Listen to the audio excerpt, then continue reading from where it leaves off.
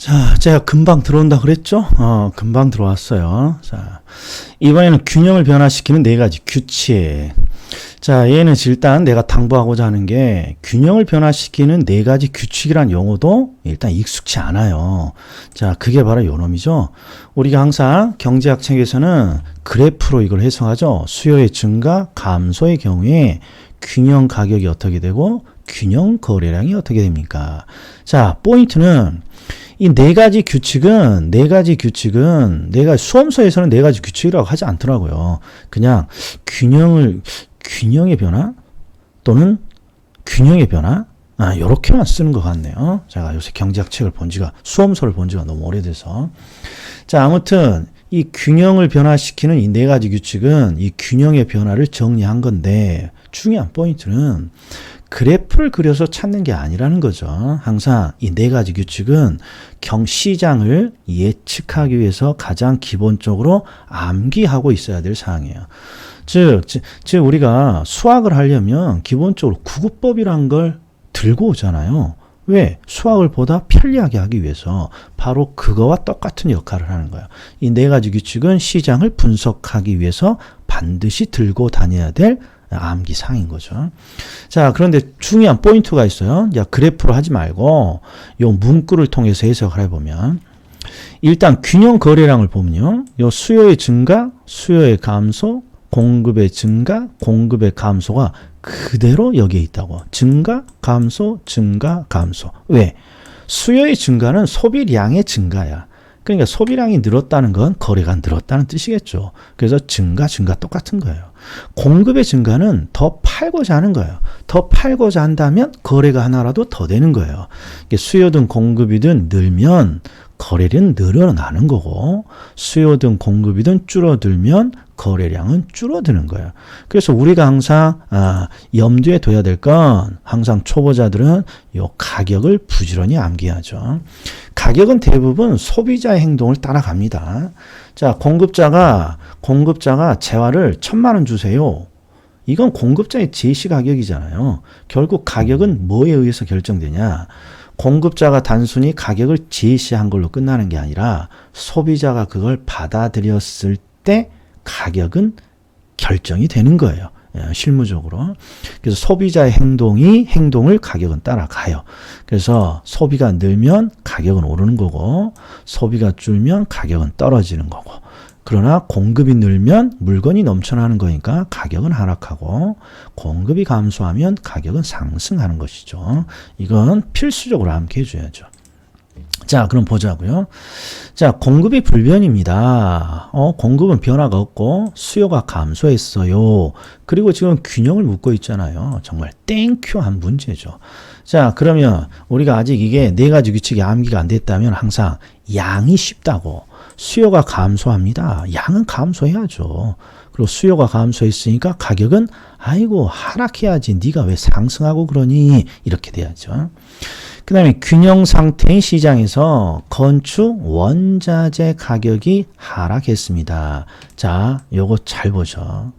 항상 경제를 비전공하고 있는 분들이 이런 거에 대한 대단히 질문이 많다고. 어떤 상황을 주고 가격과 거래량이 어떻게 됩니까? 이렇게 물어보면 가격과 특히 가격이죠. 가격에 대해서 머리가 뭔가 돌아간다고. 즉 가격의 변화에 뭔가 초점이 맞춰져서 생각이 돌아간다는 거야. 그러나 가격과 거래량은 내가 알 바 아닌 거예요. 왜? 그래서 이걸 네 가지 규칙이라 하는 거예요.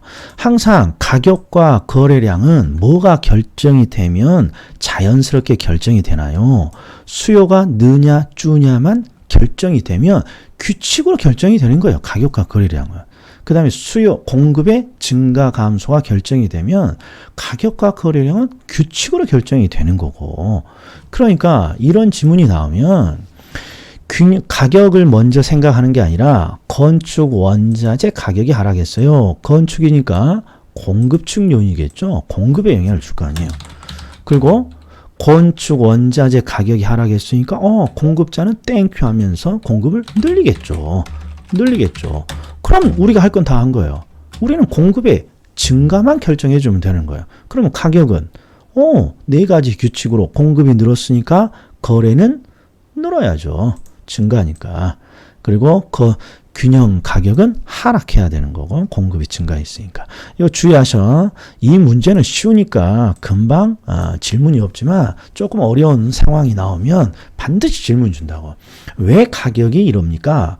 그럼 우리는 가격을 따지는 게 아니라고 수요의 증가 감소, 공급의 증가 감소를 따져주는 거죠. 그리고 가격과 거래량은 그 결정에 의해서 규칙에 의해서 결정이 되는 거고.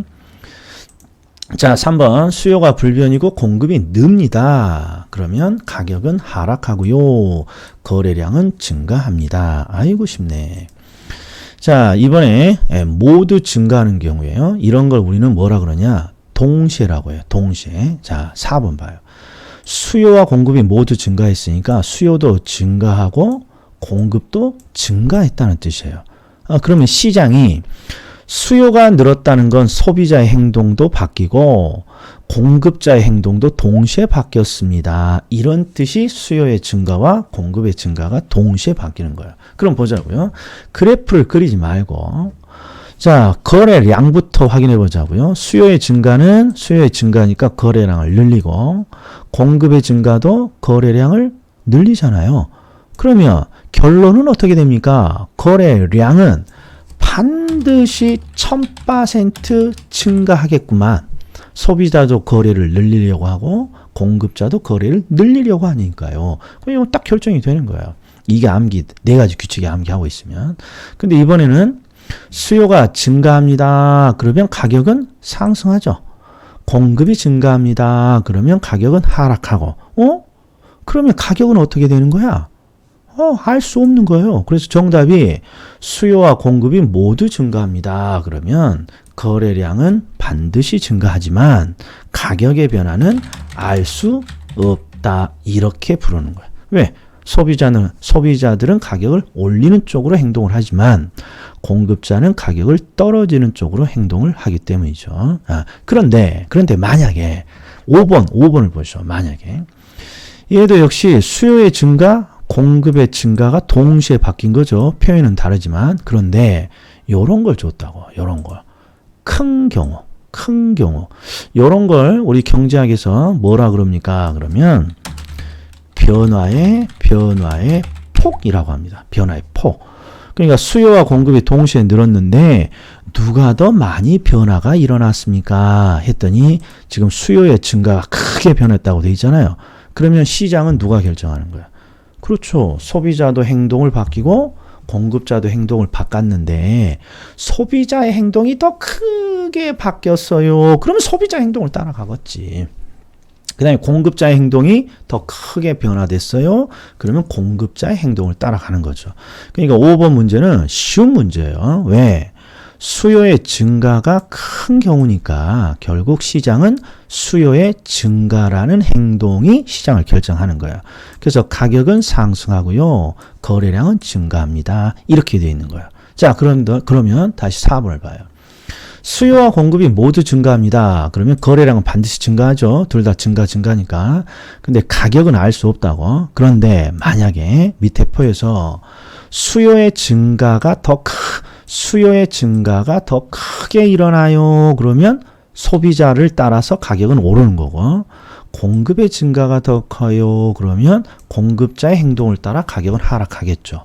그래서 균형 가격의 상승 여부는, 즉 상승할지 하락할지 여부는 수요의 증가가 더 큰지 공급의 증가가 더 큰지 그 변화의 폭에 의해 결정됩니다. 이렇게 쓰고 있는 거죠. 어려운 표현이에요. 내용은 별거 없지만. 자, 이 증가폭, 즉 수요의 증가폭이 크면 가격은 수요를 따라서 오르고 공급의 증가폭이 더 크면 공급을 따라서 가격은 떨어진다. 이런 말이죠. 하나 더 있어요. 자, 여기 우하향하는 수요 곡선과 우상향하는 공급 곡선. 뭐 정상적이네. 자, 수요가 증가, 공급이 감소했어요. 그러면 보세요. 일단 이게 숙달되지 않는 1단계는 항상 개별적으로 분석을 해봐야 돼. 개별적으로. 수요의 증가, 공급의 감소. 그리고 요 두 개가 동시에 작동을 했으니까 이걸 이제 묶어서 봐야죠. 그럼 거래량의 변화는 알 수 없네.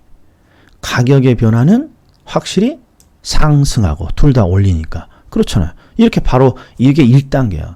근데 숙달된 조견을 어떻게 합니까? 문제를 읽으면서 항상 동시에 행동이 바뀌면 거래량을 찾는 게 쉽다고. 그래서 문제를 읽으면서 수요의 증가, 거래가 늘어나는구나. 공급이 감소해서 동시에 이쪽은 거래를 줄이려고 하구나.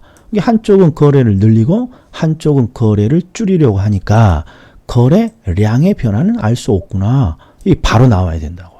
이게 읽으면서 바로 나와야 된다고.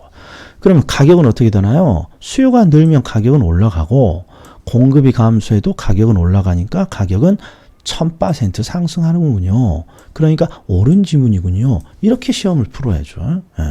그 다음에 7번. 공급의 감소가 크다. 아유, 이건 땡큐죠. 공급의 감소가 시장을 결정하겠죠. 변화가 크니까. 그래서 가격은 상승하고 거래량은 감소합니다. 이렇게 되는 거죠. 이렇게.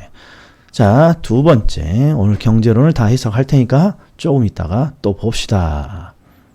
여기가 마지막 문제인가? 마지막 문제야.